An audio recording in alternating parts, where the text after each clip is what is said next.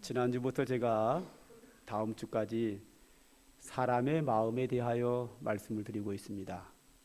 사람의 마음에는 지정의라고 하는 세 가지가 들어 있습니다. 사람의 마음에는 지혜가 있고요. 또 감정이 있습니다. 그리고 의지력이 있습니다. 이 세 가지가 물을 자르듯이 딱딱딱딱 떨어져 있는 것이 아니고요. 우리의 마음속에는 지혜와 감정과 의지력이 서로 섞여서 나타납니다. 그런데 여러분들이 이해를 돕기 위해서 제가 이렇게 따로따로 3주에 걸쳐서 말씀을 드리고 있습니다. 지난주에 말씀을 드린 것처럼 하나님이 사람에게 지혜를 주셨습니다. 그래서 사람은 그 지혜를 가지고 무엇을 행할 때 언제, 어디서, 무엇을 어떻게 행할 것인가를 계획을 세우고 결정을 하고 진행을 합니다. 그래서 사람이 행하는 모든 일들은 내 마음이 생각하고 판단하는 대로 사람은 움직이게 돼 있습니다. 그런데 사람이 생각하는 대로 지혜로만 움직인다고 하면 이 세상이 얼마나 삭막하겠습니까? 마치 컴퓨터와 같고 인공지능 로봇과 같을 겁니다. 컴퓨터도 충분히 그 속에 모든 지혜가 담겨 있는 것처럼 사람들의 마음에도 지혜만 담겨 있고 아무것도 없다고 하면 인생의 삶은 너무 냉랭하고 무의미한 삶이 될 수 있습니다. 그런데 사람의 마음에는 감성이 있습니다.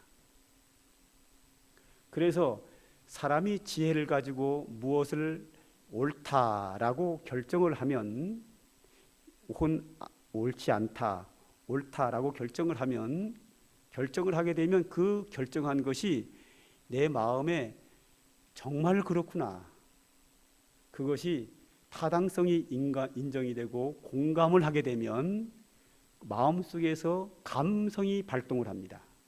감정이 생깁니다. 그래서 이 감정이 생기면 힘이 생깁니다. 파워가 생기죠. 그러면 힘이 생기면 몸으로 힘있게 행동을 하게 되어 있습니다. 우리가 사람이 사랑하는 것도 마찬가지입니다. 마음에 어느 것이 좋다라는 생각이 들면 마음에 사랑하는 마음이 생깁니다. 사랑하는 마음이 생기면 가슴이 뜨거워지게 되면 무의미하게 사랑하는 게 아니라 열렬히 사랑하게 됩니다. 베드로전서 1장 22절에 너희가 진리를 순종함으로 너희 영혼을 깨끗하게 하여 거짓이 없이 형제를 사랑하기에 이르렀으니 마음으로 뜨겁게 서로 사랑하자 그랬습니다. 하나님의 진리의 말씀에 따라서 성도들이 서로가 사랑해야 하는 것이 옳다라고 생각이 되면 그것이 정말 그렇구나 하고 긍정하게 되면 내 마음에 뜨거운 사랑이 감동으로 나타납니다. 그러면 정말 뜨거운 사랑을 할 수 있습니다. 하나 예를 들면 이렇습니다. 제가 30년 전에 딸을 낳았어요. 영지죠. 간호사가 분만실에서 딸을 딱 데리고 와가지고 제 딸이라고 딱 데리고 왔는데 딱 안았는데 낯설어요. 처음 보는 애거든요. 사랑도 안 가고요. 어색해요. 처음 보는 애니까. 뭐 피는 끌린다 그러잖아요. 피 안 끌립니다. 그냥 어색합니다. 그런데 내 마음에 지혜가 발동합니다. 이 아이가 내 딸이구나. 내가 낳았구나.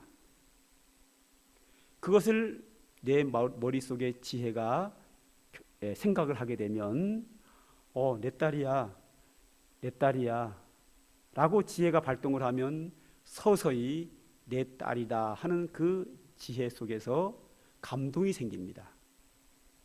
사랑하는 마음이 생깁니다. 금방 정이 들고요. 얼마나 예쁜지.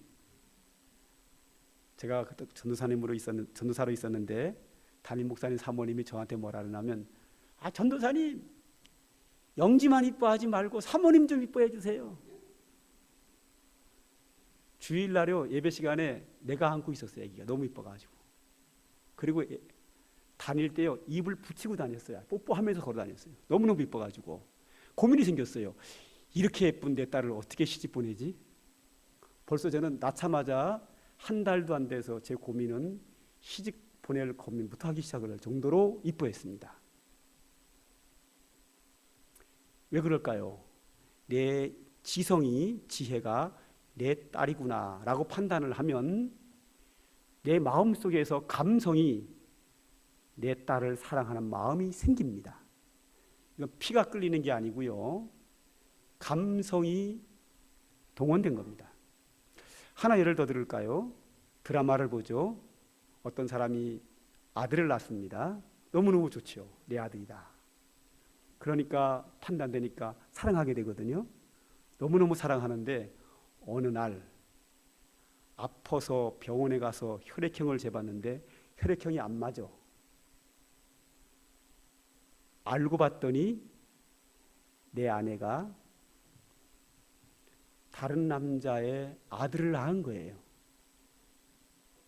전에 사랑한 것이 피가 끓였나요? 아니거든. 피하고 관계없거든요. 근데 사랑했단 말이에요. 왜 사랑했죠? 이 아이가 내 아들이다 라고 판단을 하면 내 아들이라는 판단 때문에 내 속에 감정이 생겨요. 사랑하는 마음이 생겨요. 그런데 얼마 후에 혈액형 문제로 인해서 내 아내가 다른 남자의 아들을 낳았다는 이야기를 듣는 순간 내 머릿속에 지혜가 또 발동을 합니다. 이 아이는 내 아들이 아니야. 내 아내가 외도를 해서 불륜 속에서 낳은 아들이야 라는 판단을 하게 됩니다. 그리고 그 다음에 다시 감동이 발생을 합니다. 이때 감동은 미워하는 마음이 생깁니다. 얼마 전까지 그렇게 사랑했었는데 내 지혜가 이것은 내 아들이 아니라 내 아내가 불륜 속에 낳은 남의 아들이라는 생각을 판단하는 순간부터 내 마음속에 감동이 이제는 증오하고 미워하는 마음으로 돌변하게 됩니다. 이렇게 사람의 마음속에는 지성이 있는데 어떻게 행할 것인가, 옳은가, 그른가 라는 것을 판단을 하게 되고 그 판단이 내 마음에 동요가 되면, 긍정이 되면 거기에 맞게 감성이 작용해서 감동이 나오게 되어 있습니다. 또 우리의 마음의 감정이 죄악의 유혹을 받으면 타락으로 또 감동이 되게 되어 있습니다. 우리가 창세기 3장 6절을 보게 되면 어떤 이런 이야기가 나옵니다. 하나님께서 아담과 하와를 창조하시고 그들에게 말씀하시기를 에덴 동산 중앙에 있는 선악과를 따먹지 마라. 먹으면 정령 죽으리라 그랬습니다. 아담과 하와가 하나님의 말씀을 들었습니다. 그리고 그들의 지혜가 발동을 했습니다. 저 선악과 먹으면 안 돼. 저거 먹으면 죽어. 하고 안 먹었어요. 왜? 먹으면 안 된다고 했기 때문에 안 되는 줄 알고 안 먹은 거예요. 근데 세월이 흘렀습니다. 어느 날 사탄이, 뱀이 하와를 유혹합니다. 하와야 하와야, 선악과를 먹으면 어떻게 되는 줄 아느냐? 하나님이 그거 먹으면 죽는다 그랬지? 하나님이 거짓말 하신 거야. 왜 거짓말 했는 줄 알아? 네가 선악과를 먹으면 내 눈이 밝아지고 네가 하나님처럼 돼. 하고 하와가 이야기를 합니다. 자, 하와가 판단해야 합니다. 하나님의 말씀이 옳을까? 뱀의 말이 옳을까? 당연히 하와는 하나님의 말씀이 옳다라고 판단을 해야 되는데 뱀의 유혹을 받자 그의 지성이 사탄의 말을 믿게 됩니다. 맞아. 내가 하나님과 동등해질까 봐 하나님이 그것이 싫어서 거짓말을 한 거야. 뱀의 말처럼 내가 선악과를 먹으면 내 눈이 밝아지고 지혜로워져서 하나님처럼 될까 봐 하나님이 나에게 거짓말을 시킨 거야 라고 하와는 뱀의 말을 인정하게 됩니다. 그 거짓의 유혹을 받는 순간 하와의 마음속에는 감성이 또 나타나게 됩니다. 어떻게 나타났는가 하면 3장 6절에 이렇게 얘기합니다. 여자가 그 나무를 본즉 먹음직도 하고 보암직도 하고 지혜롭게 할 만큼 탐스러운 나무인지라. 여자가 그 열매를 따먹고 자기와 함께 있는 남편에게도 주매 그도 먹은지라 그랬습니다. 뱀의 유혹을 받고 선악과를 보니까 감동이 생깁니다. 하나님의 말씀을 듣고 선악과를 봤을 때는 저거 먹으면 큰일 나, 내가 죽어. 그래서 안 먹었어요. 뱀의 말을 듣고 나서 선악과를 딱 보는 순간 아, 먹고 싶다. 먹음직도 하고, 야, 아름답게 생겼네. 보암직도 하고, 야, 저거 먹으면 뱀의 말처럼 내가 지혜롭게 될 거야. 하나님처럼 될 거야. 지혜롭게 할 만큼 탐스러운 나무인지라 하고 선악과를 따서 먹게 됩니다. 이렇게 유혹을 받으면 그 유혹이 나쁜 것이라고 내 지혜가 판단하지 못하면 그 유혹을 받아서 죄를 범하게 됩니다. 그럼 우리는 모든 것을 판단할 때 하나님이 뭐라고 말씀하셨는가를 판단해야 합니다. 자, 뱀의 말과 하나님의 말씀이 있습니다. 내 생각이 얻은 것이 옳으냐 판단하면 안 되고 하나님의 말씀이 옳다라고 믿고 하나님의 뜻을 따랐으면 되는데 하와가 개인적인 감정으로 생각으로 사탄의 말을 받아들이자 그 선악과를 먹으면 내가 지혜롭게 될 것 같다라는 유혹을 받아서 따먹고 범죄하게 됩니다. 우리가 살아가면서 우리 앞에 좋아 보이는 것들이 아주 많이 있습니다. 좋아 보인다고 해서 그것을 행하면 범죄하고 타락하게 되어 있습니다. 그 모든 것을 볼 때에 하나님이 뭐라고 하셨는가? 하나님은 하와에게 선악과를 먹으면 정령 죽으리라. 그 말씀대로 살았어야 되는데 우리가 직장 생활을 하고 사회생활과 가정생활과 교회생활을 하면서 우리 앞에 일어나는 여러 가지 일들이 있는데 그 모든 사건에 대하여 과연 하나님은 뭐라고 말씀하셨는가? 지혜의 근본이신 하나님이 뭐라고 말씀하셨는가? 그 말씀을 내 마음에 받아들이면 그 하나님의 말씀대로 내 마음에 감동이 되어 의를 향하게 되어 있지만 세상 유혹에 내 마음을 뺏기면 내 마음이 죄 짓는데 감동이 되게 되고 결국은 타락하게 되게 되어 있습니다. 그러므로 우리의 마음 속에 하나님의 말씀을 가슴에 품고 그 지혜를 가지고 세상을 바라보고 세상에 일어나는 일들이 죄악이 있으면 그 죄에 대하여 분노할 수 있어야 합니다. 마태복음 21장에 보면 이런 이야기가 나옵니다. 예수님께서 성전에 올라가셨습니다.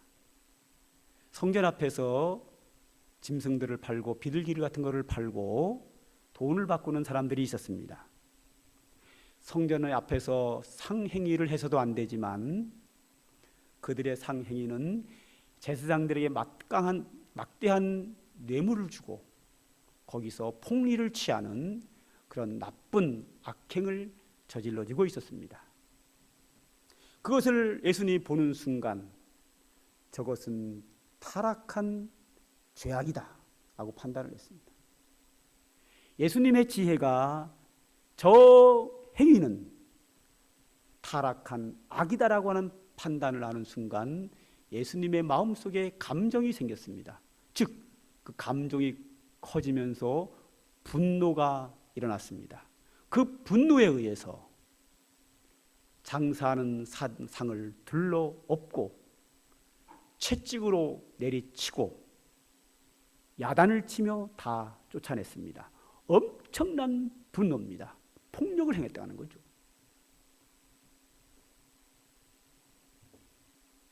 그런데 이 분노는 예수님이 개인의 자존심 문제, 개인의 이득을 위해서 어떤 욕심에서 나오는 분노가 아니라 하나님 앞에 잘못된 것이고 공익을 위해서 안 되는 것이고 그 행위가 악한 것이기 때문에 그 악에 대하여 불의에 대하여 분노한 겁니다.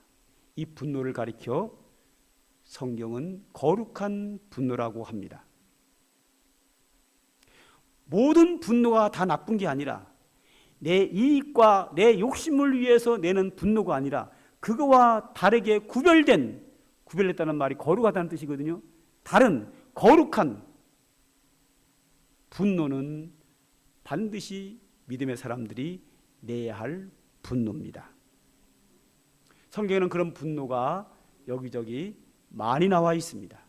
하나님의 뜻을 이루기 위한 분노, 공적인 의를 이루기 위한 분노, 정의를 위한 분노는 상당히 유익합니다.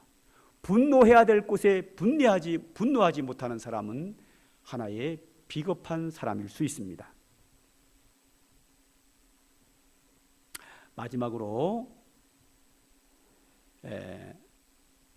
마음의 감정이 하나님의 뜻을 깨닫게 되면 하나님께 헌신하게 되어 있습니다. 오늘 본문입니다. 오늘 본문의 이야기는 어떤 내용이 나오는가 하면 이스라엘 백성들이 애굽에서 노예처럼 살게 됩니다. 그런데 하나님께서 애굽 땅에 재앙을 내리고 모세를 세워서 홍해바다가 갈라지게 하고 홍해바다를 건너서 가나안 광야를 지나서 적과 꿀이 오르는 축복의 땅 가나안 땅으로 가는 노정에서 생긴 일입니다.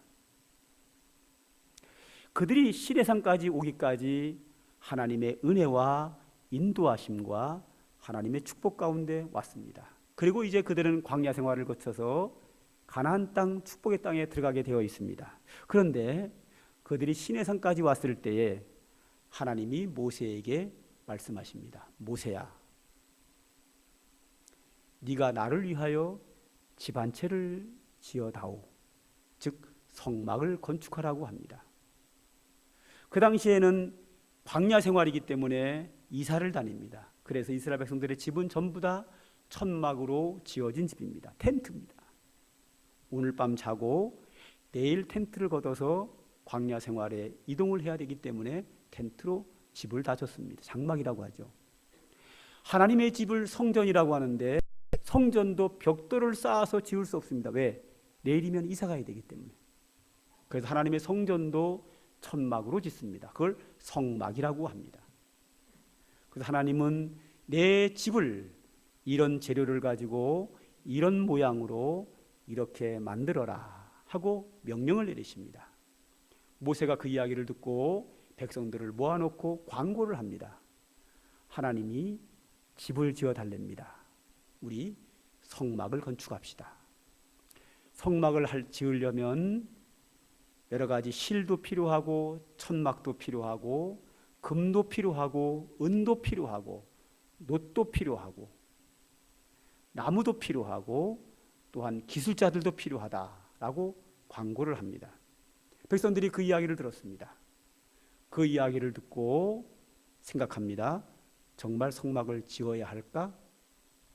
당연히 지어야지. 우리는 다 집이 있는데 하나님만 집이 없으면 안 되지. 하나님의 집을 짓고 성전에 들어가서 우리 하나님을 만나고 하나님의 은혜를 받아야지. 성전을 짓는 것은 당연한 일이라고 판단을 했습니다. 자, 지혜가 판단하면 그 다음에 감동이 생깁니다. 그러자 그들의 마음속에 감동이 생깁니다. 하나님의 성전을 짓는데 내가 예물을 드려야 되겠다 생각을 하고 사람들이 자기가 가지고 있는 예물을 전부 다 헌신으로 헌물로 내어놓습니다. 실도 가져오고 나무도 가져오고 물소 가죽도 가지고 오고 놋도 가져오고 금도 가지고 오고 보석도 가지고 오고 어떤 사람은 자기의 재능을 기부해서 몸으로 기술자들이 일하기도 하고 너무 많이 가져온 거로 일하는 사람들이 모세에게 보고를 합니다. 백성이 자원하는 마음으로 너무 많이 가져오므로 쓰기에 남음이 있나이다. 그러니 이제 그만 가져오라 하소서. 그래서 모세가 그만 가지고 오라고 했더니 이제 가져오는 것을 멈췄다는 이야기가 오늘 본문 35장, 36장에 나오고 있습니다. 여기서 제가 드리고 싶은 말씀은 뭔가 하면 하나님의 말씀에 대하여 그들이 긍정하고 공감하자 그들의 마음에 감동이 생겼고 감동이 생기자 자원하는 마음으로 자기들의 소중한 물질을 하나님께 헌물로 내어놓게 됩니다. 21절입니다. 한번 보죠. 오늘 출애굽기 35장 21절 마음이 감동된 모든 자와 자원하는 모든 자가 와서 회막을 짓기 위하여 그 속에서 쓸 모든 것을 위하여 가져왔다. 여호와께 드렸다 하는 겁니다. 22절도 곧 마음에 원하는 남녀가 와서 팔찌와 귀고리와 가락지와 목걸이와 여러 가지 금품을 가져다가 사람마다 여호와께 금예물을 드렸더라 그랬습니다.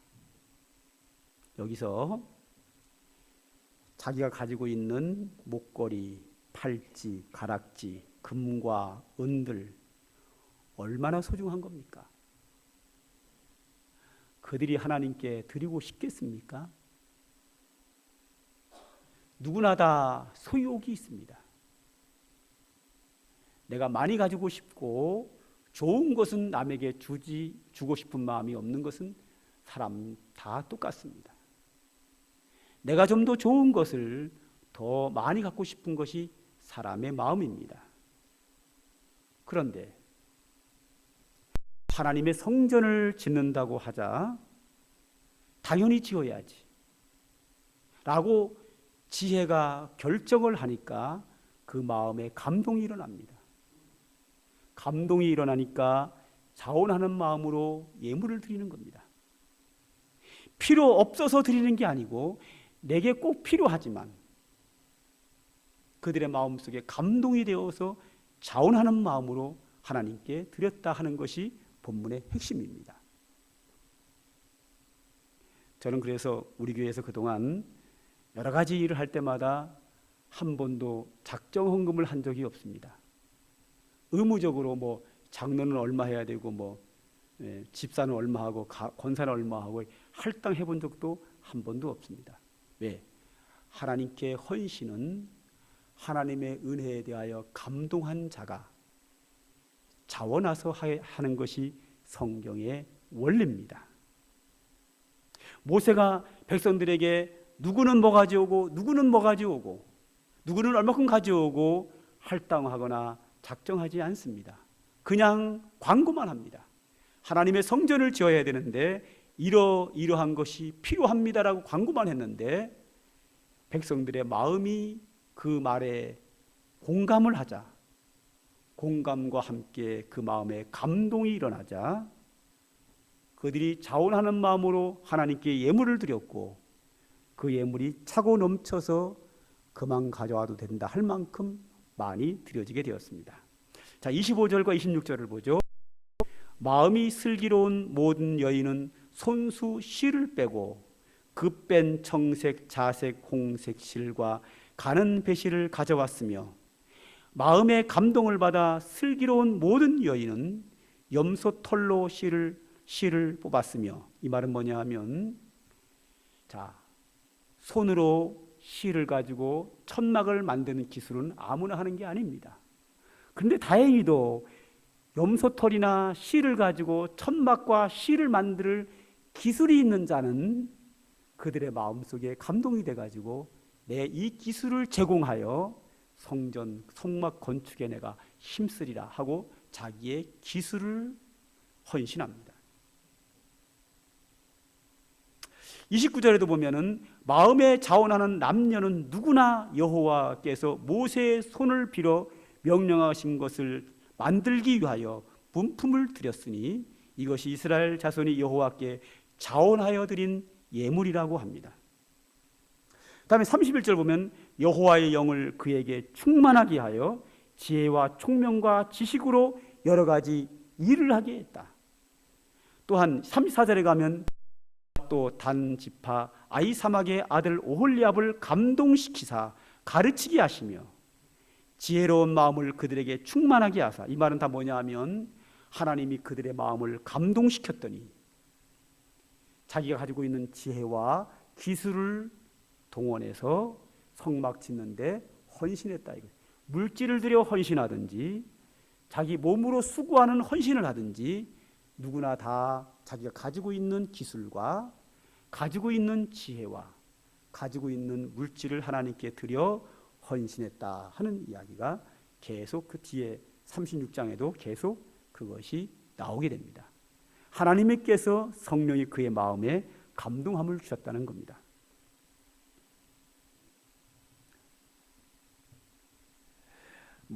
우리가 하나님께 드리는 것뿐만 아니라 모든 곳에 다 사람은 자기의 욕심이 있습니다. 그런데 유혹의 욕심을 받으면 계속 그 욕심을 내고 욕심에 감동이 돼서 더 많은 것을 갖기 위해서 남의 것을 훔쳐오고 사기치고 여러 가지 상황을 통해서 남의 것을 뺏어옵니다.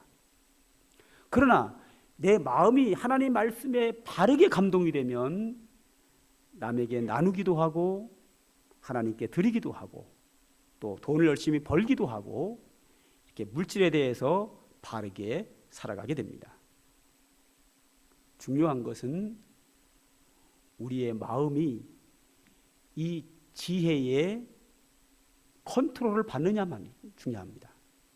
우리의 지혜는 하나님의 말씀의 지도를 받아야 되고 내 마음은 내 지혜의 말을 들어야 합니다. 저는 요즘 설교할 때 그런 얘기를 자주 합니다. 요즘 시대가 감성주의 시대라고 해서 시대를 한탄하고 있습니다. 감성주의 시대 아주 안 좋습니다. 감성주의 시대가 안 좋은 이유가 있습니다. 지성도 하나님이 주셨고 감성도 하나님이 주셨는데 이 감성이 풍부한 이 시대가 왜 문제가 되는가 하면 사람에게는 하나님이 주신 그 좋은 감성이 있는데 이 감성이 하나님의 지혜의 말씀에 통제를 받고 다스림을 받아서 옳은 방향으로 감동이 되어야 되는데 문제는 내 속에 있는 감성이 죄악의 타락의 감동이 돼가지고 유혹을 받아서 범죄한다는 겁니다. 요즘 시대가 감성이 풍부합니다. 너무 풍부합니다. 좋습니다.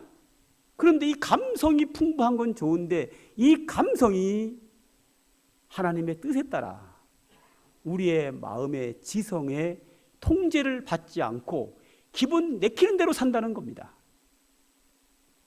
하나 예를 들면 이렇습니다.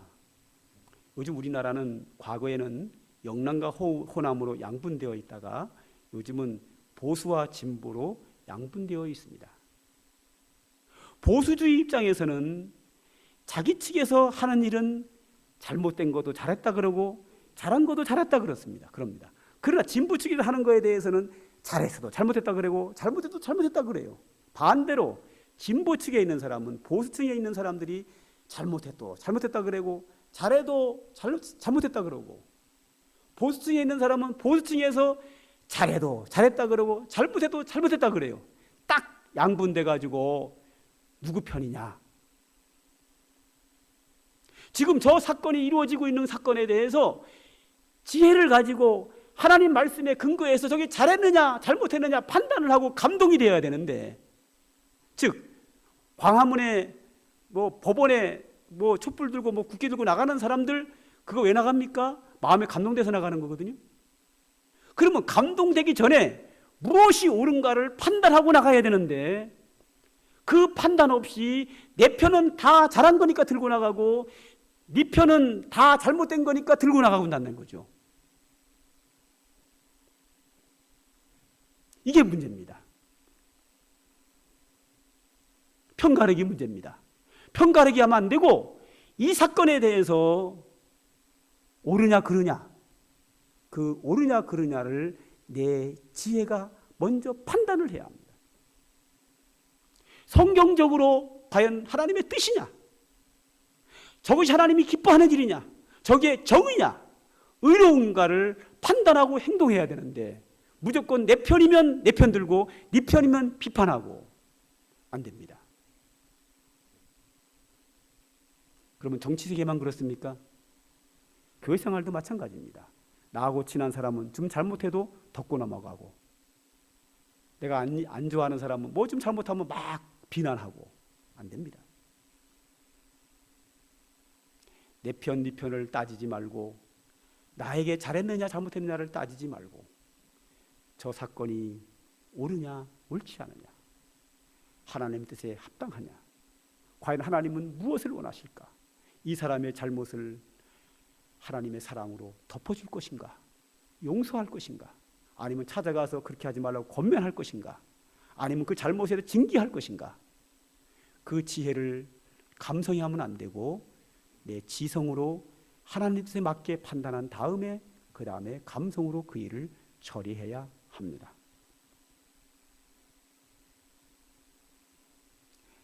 우리가 살아가면서 감성대로 일을 처리하면 그 사람은 인생이 개갈이 안 납니다. 이 개갈한다는 말은 충청남도 아산시에만 있는 말인 것 같아요. 제가 처갓집에 있는 충청남도 부여보 가면 그 말 안 쓰더라고요. 내가 온양일 처음에 왔더니 막 성도들이 개갈한다 그러는 거예요. 근데 그걸 듣고 보니까 너무 좋은 거예요. 왜냐하면 그 개갈한다는 사람에게 개갈한다는 말이 너무 표현이 정확해. 전에는 그 표현을 뭐라고 해야 될지를 몰랐거든요. 근데 개갈한다는 말이 너무 이 표현이 정확한 거예요. 우리 개그맨 최양락 씨 있죠? 그 사람이 아산 사람입니다. 온양고 출신이거든요. 그러니까 그분도 개그맨이 옛날에 나올 때 뭐라 하면 개갈한다는 말 쓰더라고. 아산 사람이니까 쓰거든요, 그 말을. 아산 외에는 그 말을 안 쓰더라고요. 그런데 사람이 지혜를 가지고 판단하지 않고 기분 내키는 대로 살면 개갈 안 납니다. 게으르고 싶으면 게으름 피우고, 먹고 싶으면 먹고, 먹기 싫으면 안 먹고, 일하고 싶으면 일하고, 일하기 싫으면 안 하고, 자기 기분 내키는 대로, 기분 내키는 게 감성이거든요. 감성대로 움직이면 그 인생이 개갈이 안 납니다. 내 감성에 앞서 이성이 먼저 발달해서 하나님의 뜻이 무엇인가 판단하고 하나님의 말씀에 내가 긍정하면 그때 감동이 생깁니다. 그때 힘있게 해나가면 우리의 인생이 아름답게 빛날 줄 믿습니다. 우리 찬양 하나 할까요? 우리 찬송가 191장입니다. 내가 매일 기쁘게 순례의 길을 행하면 주의 팔이 나를 안보하며. 순례자의 길을 가는 우리의 인생길이 고달픈 인생길이지만 성령이 내게 오셔서 내 마음에 감동을 주시는데, 성령께서는 내 마음의 감동을 하나님의 뜻대로 살도록 감동시킵니다. 내 속에 은혜의 강물이 넘쳐나고 구원의 감격이 넘쳐나고 하나님의 사랑과 은혜가 감동으로 솟아나면 그 사람은 믿음 생활을 은혜롭고 신나게 기쁨으로 행할 수 있습니다. 그러나 이 마음에 감동이 없으면 예수를 믿어도 냉랭하고 싸늘하게 예수를 믿게 되어 있습니다. 이 찬송을 부르는 여러분의 가슴 속에 성령께서 역사하셔서 여러분의 마음을 감화감동시켜서 여러분의 가슴 속에 은혜의 강물이 넘쳐나고 기쁨이 샘솟는 역사가 일어나기를 주님의 이름으로 축원합니다. 박수면서 부릅니다.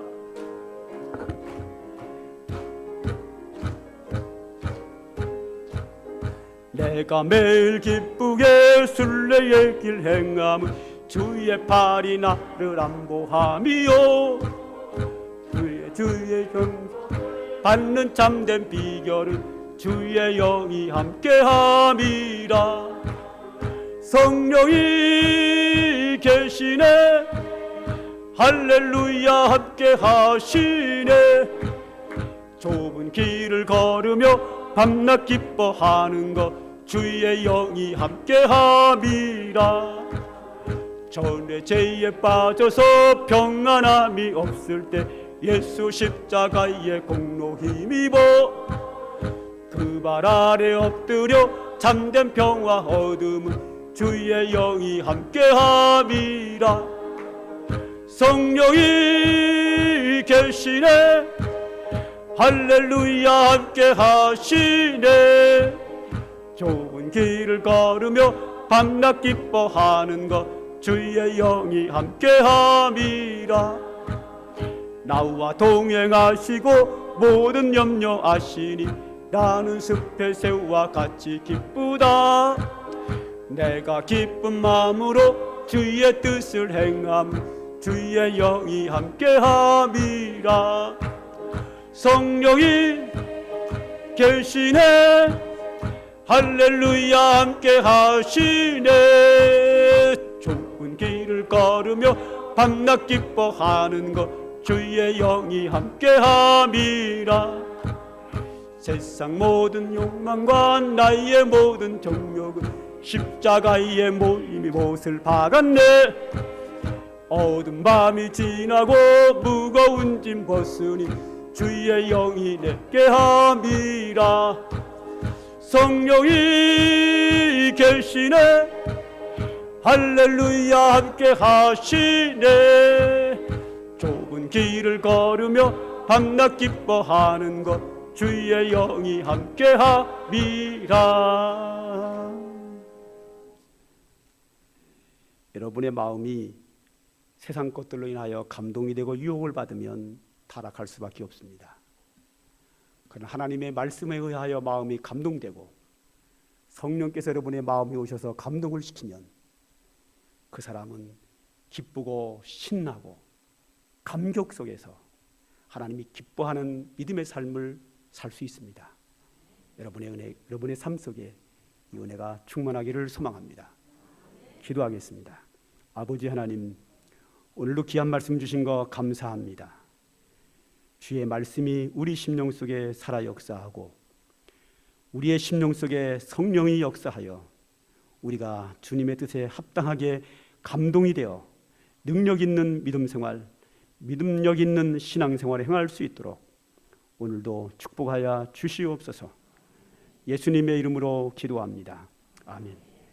이제는 우리 구주 예수 그리스도의 한량없는 은혜와 우리 아버지 하나님의 극진하신 사랑과 성령의 충만한 은총이 오늘도 하나님께 영광을 돌리며 하나님의 은혜를 힘입어 승리의 믿음 생활하기를 간절히 소망하는 주의 택한 백성들 머리 위에 이제로부터 영원 무궁토록 항상 함께 있을지어다. 아멘.